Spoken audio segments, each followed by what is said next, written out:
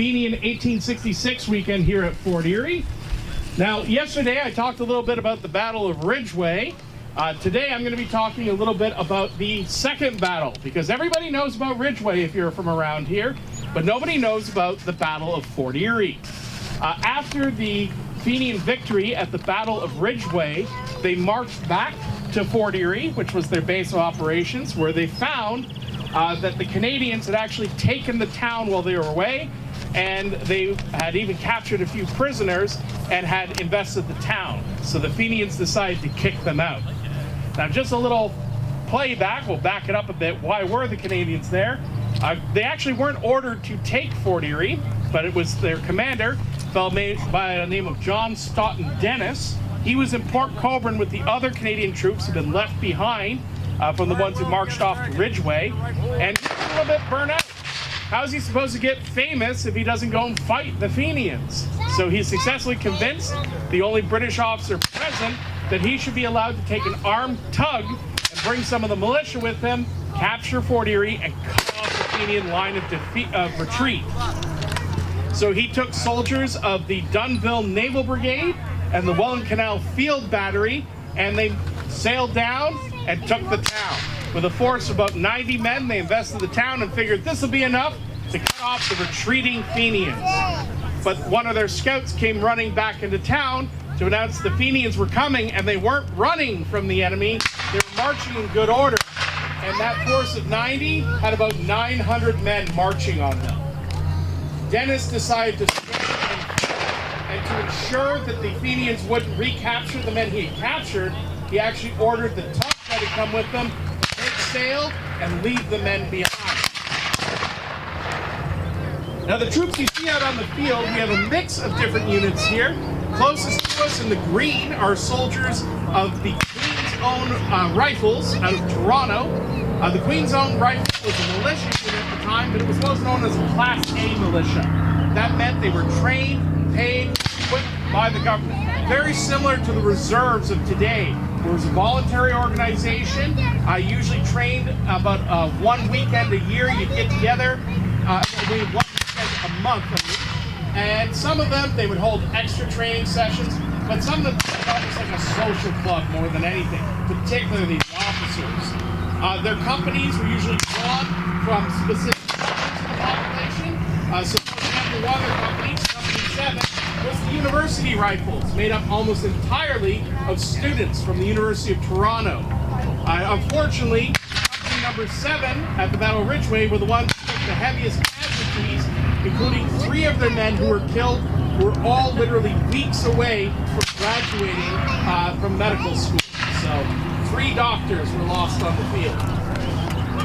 Now, in the red is the standard British uniform here and what the militia were wearing as regulars. The reason the Queen's Own gets a green uniform is British tradition is light troops and rifle regiments wore rifles green. That goes all the way back to the 1600s. The idea of the hunters in the green. So they got that unique uniform. And each year's day, you visit the Queen's Own Rifles, that is their dress uniform to this day. And the red is still the dress uniform of the descendant of the Canadian militia that fought at Ridgeway, who are now the Royal Hamilton Light Infantry, or the Robbers. That's the uniform they wear for the dress and parade. Of interesting note, the Rileys and the Q.O.R. still hold beef with one another over the Battle of Ridgeway. To this day, their official histories blame each other for the defeat, and they each have their own nasty nicknames for each other. The Q.O.R. refers to the Rileys as the Scarlet Runners, and the Rileys refer to the Q.O.R. as the quickest out of Ridgeway. So they can get very clever with their insults. You also notice some men that are in civilian attire with red sashes, similar to what I'm wearing. Class C militia were your sedentary militia. Any able-bodied male in the country during an emergency was a member of the Class C militia. The town bell would ring, you'd come running out with either your own weapon, maybe if they had a stockpile, they'd give you one, and you didn't get a uniform. You would have a sash or wear over your shoulder, so hopefully only one side of the battlefield is going to be shooting at you. And this actually explains why the British picked red for a uniform. Well, it's one of 2 reasons. The first of which was it's cheap. Madder root dye, which makes the British brick red uniform, was the cheapest dye in Britain when they first made a formal army and uniform in the 1600s. But the second reason is, you can see on the field, it's producing smoke. This being a smaller skirmish-sized engagement, you're not getting a especially during the War of 1812 or the United States Civil War, and dozens of cannons. I'll just yell louder. This is the problem with technology. That's why I like just yelling. My kids know that. Oh, there we go. There we go. We fixed it. We're all good now. That's good. I couldn't have yelled too long. Like, yeah. But the red was, when there are thousands of muskets and dozens of cannon, the smoke would often get so thick that it would make it difficult to see your opponents. Most 30 to 40 paces away. At the Battle of Lundy's Lane, they were about as far away as I am from these lovely folks and could not see each other. So when you step out of the smoke, you want uniforms that are going to very quickly identify you to your friend. Red. The Americans traditionally wore blue. So red versus blue made it nice and simple. And the militia, everybody intercepted them about halfway through, so they didn't get to their full strength. They had over 2,000 men prepared to march out, and only about 1,000 ended up crossing. But they had massive support across the United States. At one point, counting 250,000 members, a lot of finances and a lot of weapons. The hope was that if they didn't conquer the province, instead what they would do, reinforcements into the Canadas, and the closest place Ireland. So they thought if they draw troops out of Ireland, it would weaken the British hold in Ireland, and the Fenian Brotherhood in Ireland could rise up and set free their nation. It took them 50 years, but they were eventually able to do it. The Fenian Brotherhood also was known by a different title. It was actually right here at Fort Erie, the first time an army called itself the Irish Republican Army and flew the green banner. Now the uniform of the Fenian is a mixture of civilian clothes and military surplus. Many of them are wearing the uniforms that they wore when they fought in the United States Civil War, so there were Confederate and Union uniforms out on the battlefields at Ridgeway and Fort Erie in 1866. In their later raids, some of them even had custom as just adding green piping to the edge of the blue coats, and some even had full green uniforms made up for themselves for their invasions. But this was the most successful of their invasions.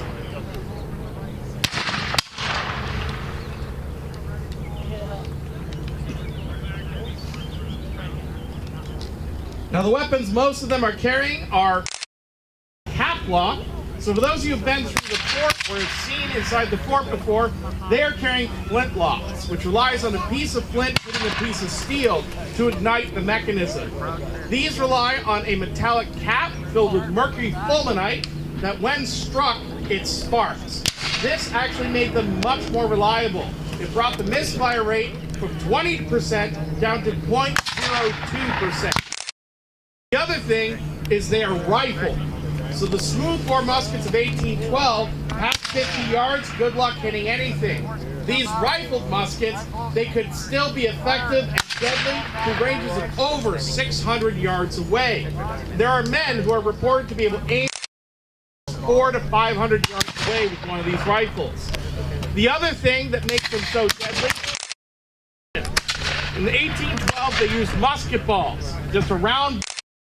They were using what was called a minié ball. Looks like a modern bullet in its shape, but it's almost like a skirt the way it sits. And think of Marilyn Monroe, because when you fire, it grabs the rifling, making it far more accurate. But it also gives it an irregular shape. So that irregular shape causes it sometimes to tumble and can cause it to cause horrific wounds. Men who were struck with minié balls, unlike a musket ball, these tear out chunks of flesh as they went through. And there are photographs of men who had recovered from wounds to the torso, who could pass dowels through their torn out by the ball. Another terrible injury is called a keyhole wound. This is where the miniague grazes the skull, but because of that skirmish, it would actually channel out the skull. Slot in the skull. It would cause horrific injury to the brain, and that one was not only a killer. Men who suffered keyhole injuries almost all died, but it could take as long as 3 days before they would finally have their suffering end. Being used out in the battlefield.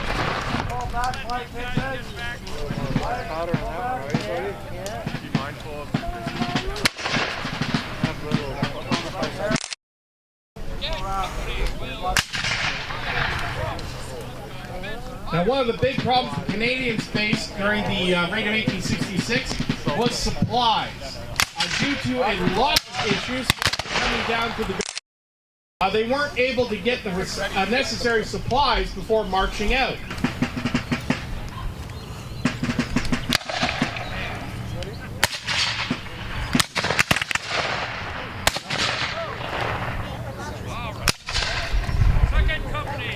Now, the way the Battle of Fort Erie played out, as I mentioned, the Canadians saw the Fenians approaching, and John Stoughton Dennis, Colonel, he had sent off the W.T. Robb, the tug, and he was deciding to make his stand in the village. He decided to make a stand actually at a intersection, which anybody who knows anything about military warfare, never stand at an intersection from all sides. He formed his men up and waited for the Fenians to arrive. Colonel O'Neill, commander of the Fenian forces, was an experienced cavalry officer who knew how to move into a town. He broke up his forces, sent his main force down along the river road, what today is the Parkway, and the rest moved along what would today be Central Avenue. And they broke off in small groups, going down each side street into the village to surround the Canadians. The Fenians held back their fire, seeing how small the force of Canadians were, and actually began calling out to them, calling on them to surrender as they marched closer and closer. They were 100 yards away. The commanders of the Dunnvilles and the Welland Battery asked to open fire. Dennis refused to give the order. Told them hold their fire.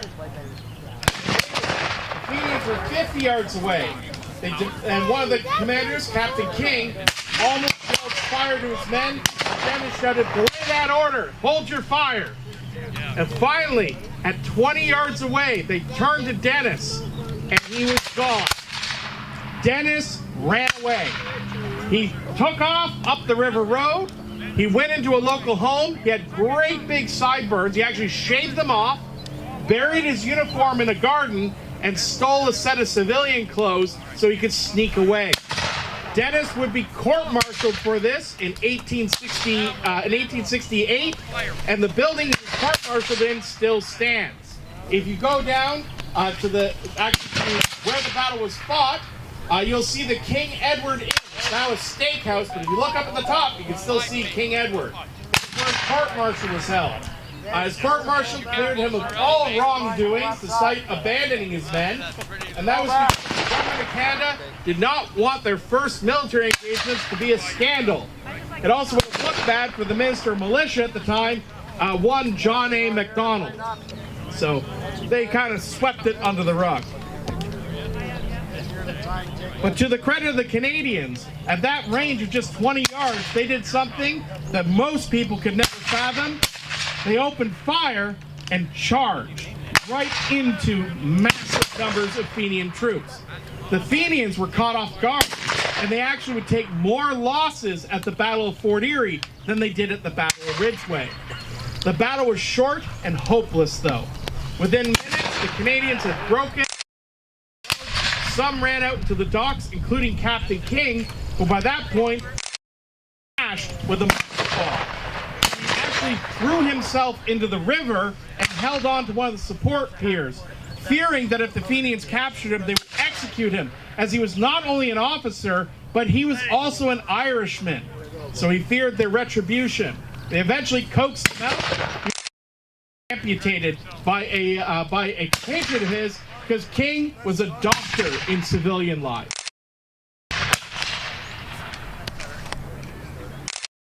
Streaming up, a small number of them ran into the Lewis House, which was a tavern and inn located, for any locals, if you remember where the Ontario Bakery was, that's where the Lewis House was.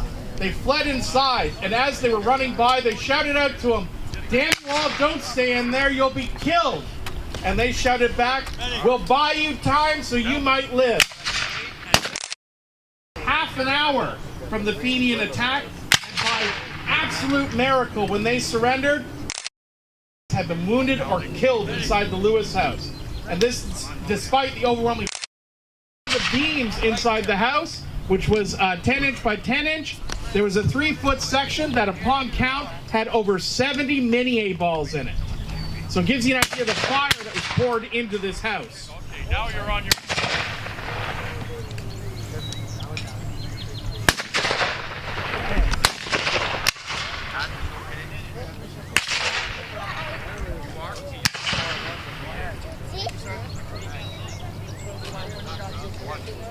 Now, one of the big questions we get about this time period is a lot of people, when they see flags out on the field, they believe that they're just for patriotic purposes, but flags actually held a significant role out on a battlefield.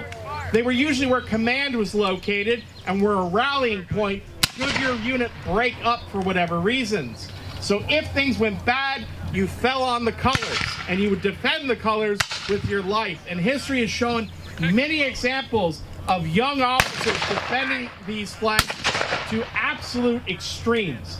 During the Napoleonic Wars, there was a British ensign who was only 16 years old when he was surrounded by French lancers who demanded he surrender the colors. He refused.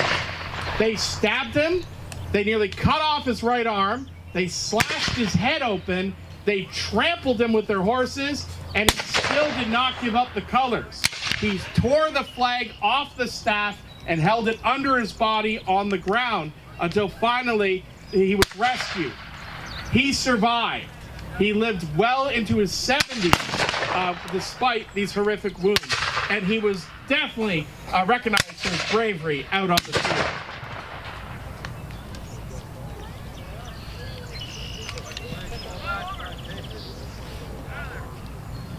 Now, being a local of Fort Erie, we love our history as locals of Fort Erie, but we often think that our history is small potatoes compared to the rest of the world. I'm here to tell you the raid of 1866 was a watershed moment for two countries. In 1916, when Ireland rose up in the Easter Rebellion, many of their flags, banners, and chants harkened back 1866 to 1916. They were remembering the IRA marching here, and they were trying to relive that moment again, and hopefully with greater success. And for Canadians, it did something even more remarkable.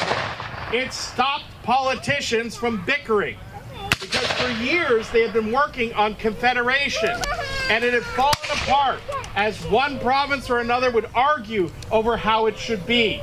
After the raid of 1866, a lot of these arguments were put aside, and they decided to settle on what would become the Dominion of Canada. New Brunswick actually held a referendum in 1866 where they decided not to join Confederation. But after the raid, which was announced 2 weeks later in the news, the pro-Confederation said, well, we need a new... The new referendum voted overwhelmingly to join Confederation and join Canada. The hope was that by presenting a united front, they would defend themselves better in future against possible invasions, not only from the Irish, but there was a legitimate fear of invasion by the Americans.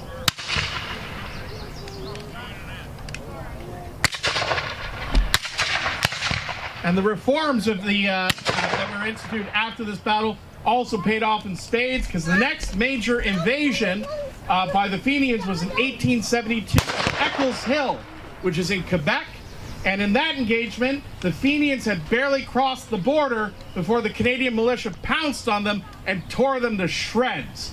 So the Canadians definitely learned their lessons after their engagement here, and reforms were instituted, and a country was born out of it. A second country would be born out of it, but like I said, took them about another 60 years for that.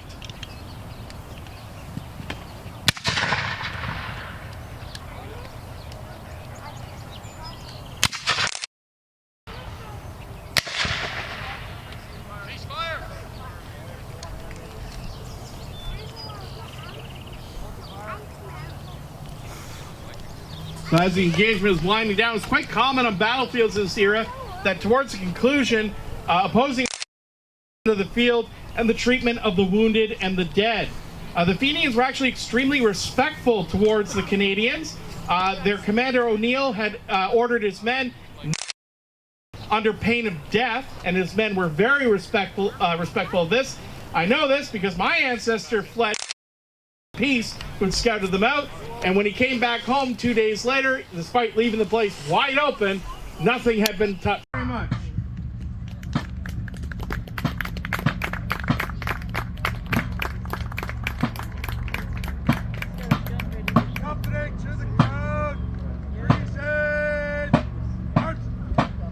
Battalion! Halt! Shoulder! Arm!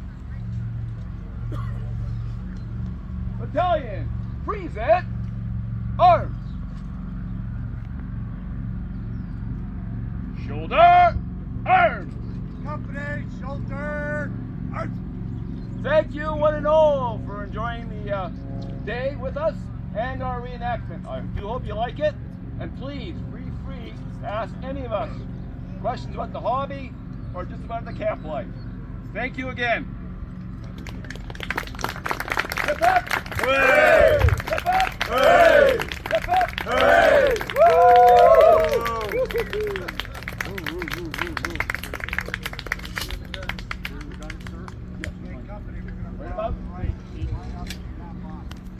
And company elevation. Move the right hip file. Right. Right. You haven't. Forward. Mark. Right wheel. Ready.